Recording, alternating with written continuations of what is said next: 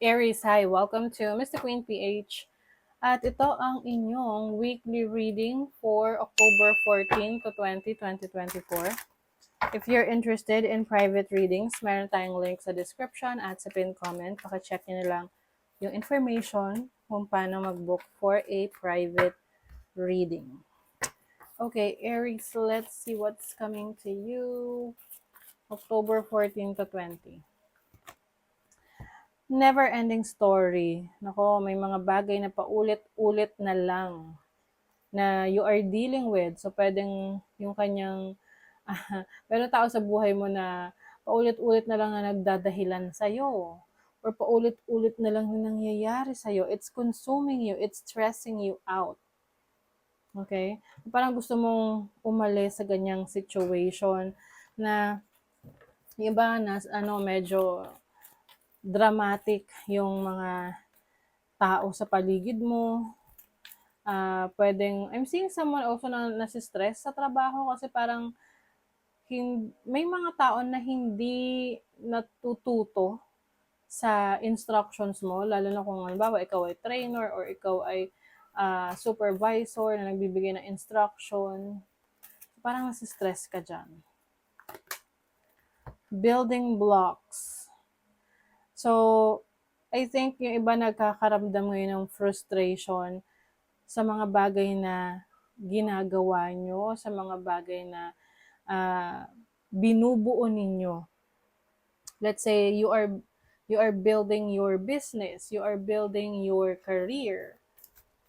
So, kumbaga, yan proseso na hindi maiiwasan yung stress, yung challenge. Kasi dun mo malalaman kung gaano ka kalakas. Oo, mahahasa ang iyong galing.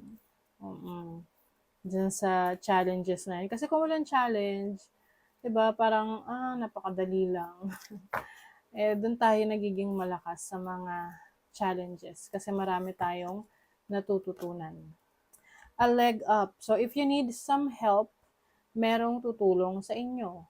Yung iba naman sa inyo ay maaring kayo ay mag-o-offer ng tulong sa iba. So, mas maganda na tayo yung nakakatulong, di ba? But of course, kapag kailangan naman natin ng tulong, be open to accept help from others. Kasi ano rin yan makakatulong rin yan sa pinupurso mo sa buhay. Okay, let's see your overall energy. You have the Two of Pentacles. Meron ka ngayong pinagsasabay na career, trabaho, kaya yung iba sa inyo nasa-stress. Pwedeng may conflict ng schedule. Kaya nahihirapan kayong i-balance yung oras ninyo, panahon ninyo, para maibigay nyo pa rin yung best.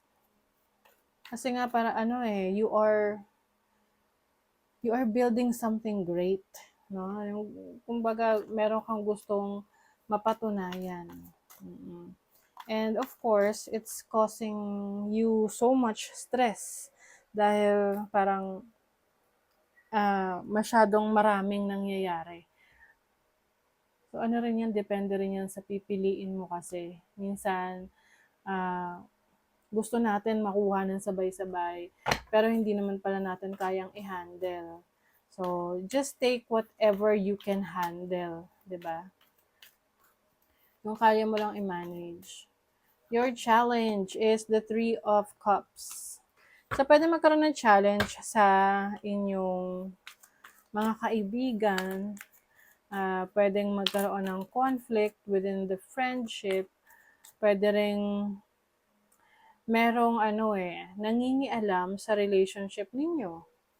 Let's say, meron kayong karelasyon, may asawa kayo or boyfriend, girlfriend, tapos yung parents nyo, hindi gusto yung partner nyo, or kung sino man na kamag-anak nyo. So, nagkakaroon ng conflict within the family. So, tingnan natin yung opportunity nyo. Three of Pentacles. You have the opportunity to grow your finances this week. Maaring meron kang kakausapin para humingi ng tulong, no? or magbigay ng assistance sa inyo, ng advice sa inyo. Pag sinabi kasing tulong, hindi lang naman yan parang sa pera or sa bagay, no? Pwede rin tong paghingi ng tulong sa pamamagitan ng pagbibigay ng opinion or ng advice sa isang tao. So I think you are going to talk to some people na alam mong makakatulong sa pagpapaunlad ng inyong career, ng inyong business, or kung ano man tong pinupurso nyo, project ninyo, proyekto ninyo. May meeting eh. So, for the blessing, you have the 7 of Wands. So, as a blessing, you are being protected. Okay? Protektado ka ng iyong mga spirit guides, ng iyong ancestors. If there are some people na will take advantage of you or may mga taong will try to attack you, huwag ka mag-alala kasi you are protected. You are also going to be very careful din sa mga makakasalamuha mo. Kumbaga titingnan mo, malalaman mo agad kung maganda ang kanilang intention o hindi. So, pag hindi maganda yung intentions nila, you're going to set boundaries. Let's see your money, career, finances. 2 of Swords and the Emperor. So, meron kang major decision making when it comes to your career path, business mo. So, iniisip mo kung saan ka mas mapapabuti, saan ka mas uunlad. Yung iba meron sa inyong offer na maging leader, let's say, maging supervisor, manager, mas mataas yung responsibility. Okay? Kaya iniisip nyo kung kukunin nyo ba o hindi. Kasi sabi nga, 'di ba? Ano ba yung sabi nung ni Uncle Ben, ni Spider-Man? Tama ba? Si Uncle Ben ba 'yun? Great power comes great responsibility. So, yung iba sa inyo, you are powerful in your own right, in your career, in your business, pero may responsibility yan nakasama. Your love life, Daughter of Cups, Daughter of Wands. If you're single, maaring ngayon you're just going to have fun. Pwede kasing meron ka nagugustuhan na tao or may nagkakagusto sa'yo and you want to get to know this person sa pamamagitan ng paglabas-labas. Oo, going out on a date. Get to know this person. Going on an adventure. If you're single, if you're in a relationship, pwedeng you will spend more time with your kids, kung may mga anak na kayo, if you're a parent. And kung hindi naman, kung kayo'y magjowa pa lang, wala pa kayong anak, I see you going out with your loved ones more often. So, mas madalas kayong lalabas ngayon. Kumbaga mag-explore kayo ng mga places na you've never been to. Oo. Kasi parang mas gusto nyo ngayon na spend time with your loved ones by traveling. You have Jupiter and Gemini in the 3rd house. Marami kayong information ngayon na marireceive.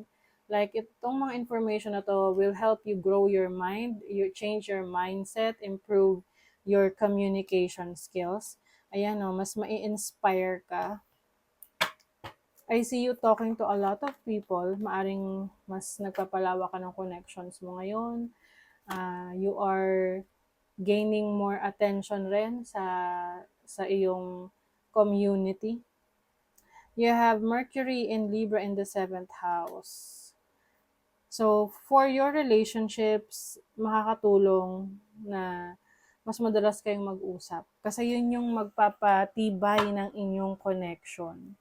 Kasi may mga magkarelasyon na lalo na pag matagal na sila, hindi na sila madalas magkaroon ng mga deep talks. So, it also helps in improving your relationship to have deep talks with your partner. Authenticity, yes, and being true to yourself. Live life for you, not the audience in your head. Okay. So, ito yung minsan kasi nagiging people pleaser tayo na kung ano yung gusto ng iba, gagawin natin para matanggap tayo, na nakakalimutan na natin yung ating sariling identity. of how how we become authentic. Paano tayo mas maging totoo sa ating sarili. Kasi mas nagsa-stand out ka kung i-express mo ang sarili mo, 'di ba? In a unique way, being yourself. Okay? So that is your reading, Aries. Thank you so much. Bye.